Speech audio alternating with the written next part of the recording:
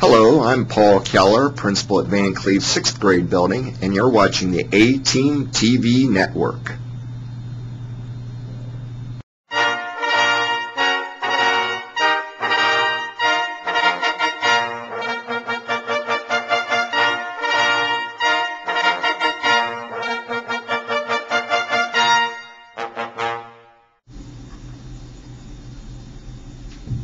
Hello, my name is Rachel, and welcome to Trojan Talk.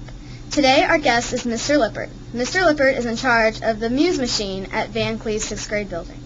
Mr. Lippert, please tell us about the Muse Machine program at Van Cleve. I'd be happy to tell you about the Muse Machine because I'm really excited about it. The Muse Machine is an arts organization that comes into schools and sends artists to work with teachers and students to help them learn what they're learning in their regular curriculum, but using the arts to help them do that. For instance, what we're doing here at Van Cleve is I'm an actor. So what we've done is write specific, brand new, world premiere scripts that really address the kinds of things that we're trying to learn in the classroom. So tonight, people are going to see 4 brand new shows that no one on the planet has ever seen before that address what we're trying to learn. Mesopotamia, the wars the United States has been involved with, different cultures, math strategies. It's really a phenomenal organization and a phenomenal program that brings together teachers, artists, and students. Thank you, Mr. Lippert, for all your hard work at Van Cleve. Thank you. I've loved being here. I'm Rachel, and thank you for watching Trojan Talk on the A-Team TV network. Hi, I'm Debbie Elam, and I'm the secretary at the Van Cleve 6th grade building, and you're watching the A-Team TV network.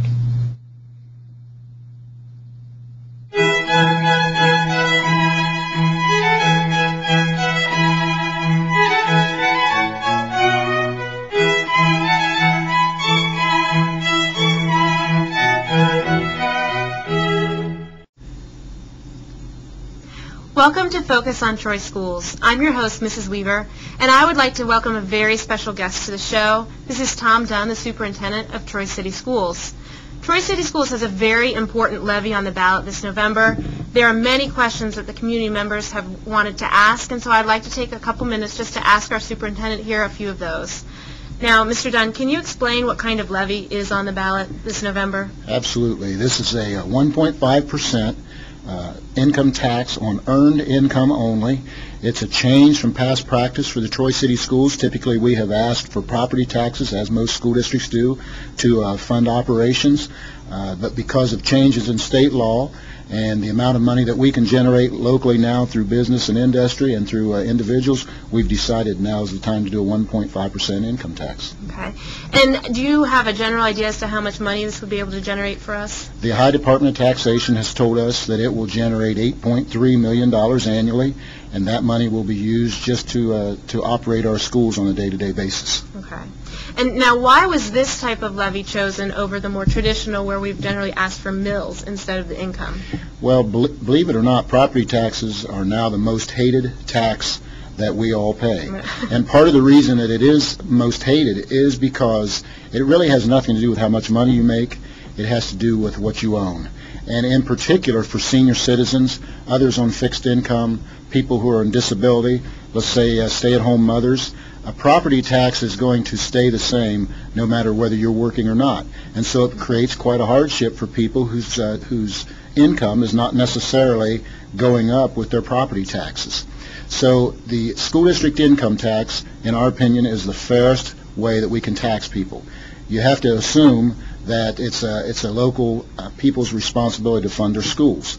And so we only have a couple options available to us as far as trying to raise taxes locally. And so one of those is a property tax and one of them is an income tax. What we wanted to do is take into consideration our taxpayers, because we are taxpayers as well, and make this as fair and equitable as possible. And since we are being told over and over again that the property tax is unfair and it's hated, that it was now time to go to an income tax and actually tax people on what they earn rather than what they own. That's very interesting and very insightful for people who aren't really aware of what's going on or know what the money's going to be used for. So now, because we do have a levy that we have decided not to renew, Right. and so we're going and doing the income tax. Right. Are you able to tell us what the money will be used for? Sure. And let me say that we really are trying to do something that's tax reform. Very few schools in the state have taken this approach, although we have talked to school funding experts who have said that what we are doing is exactly the way that it needs to be done, and the way that school districts are going to have to do it in the future.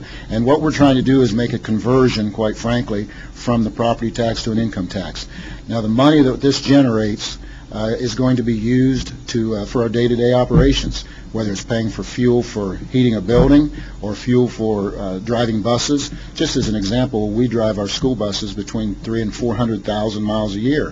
When people see the gas prices go up at the pump, we see that as well. Obviously, we pay our people out of these funds, so just the day-to-day operations of the school district will be paid for with this money. Now, I said it would generate $8.3 million, which sounds like an incredible amount of money, but people must realize that our annual budget, just operating, is about $37 million. So it's about, maybe a quarter of the total amount of money that we spend. Well, and with the loss of the tangible personal property tax, schools have definitely had to take a different route into how they get money. Changes that occurred at the state level and how businesses are taxed, there's no question that has also made us rethink how we need to raise money locally. And so, again, the income tax seems to be the fairest option we have available to us. Right. Well, thank you so much, Mr. Dunn, for coming in and allowing us to ask you these very important questions. We appreciate you tuning into the Focus on Troy Schools. We hope to see you again. I'm your host, Mrs. Weaver. Thank you very much, and goodbye.